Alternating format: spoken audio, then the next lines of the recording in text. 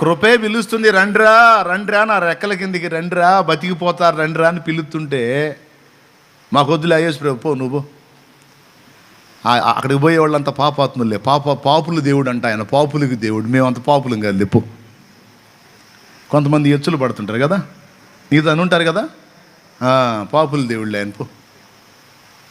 మేము పాపులం కాదు, మేమంత దరిద్రపు గట్టు బతకట్లేదు లేపు, మీలాంటి వాళ్ళకి కావాలి లేపు అన్నోళ్ళు ఉన్నారు. నేను విన్నాను కూడా, పాపుల దేవుడు, పాపులే పోతారు అక్కడికి. మేమంత నీచులం కాదు, అంత పాపులం కాదు, మేము పరిశుద్ధులం, మేము స్తంభములను నిలుపువారము. అర్థమైందా? కాబట్టి మీరు పోండి, రేపు ఈ మాటలన్నీ మీరు పోండి, మాకు అక్కర్లేదు అన్నోడల్లా పోతాడు పాతాళానికి. ఎందుకంటే రేపు ఈ నీతిని త్రాసులో దూస్తాడు. ధరా పెద్ద మనిషి, ధరా కృపిస్తారా, ఉచితంగా పోరా, టికెట్ ఇస్తారా, ఉచితంగా పోరా అంటే నగరాలు చేసావు, ఏదా తక్కడెక్క అంటాడు. ఎక్కురా చెప్పు, నువ్వు నీతి పనులు చేశానన్నాగా, నీ నీతులన్నీ చెప్పురాడా చెప్పు. వాడి నీతిని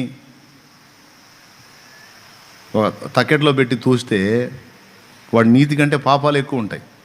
వాడి నీతి వాడి పాపాలు మొత్తం తక్కెట్లో పెడితే పాపాలు ఏడా అడుగును ఉంటాయి, వాడి నీతి ఏడో తేలిపోయిద్ది.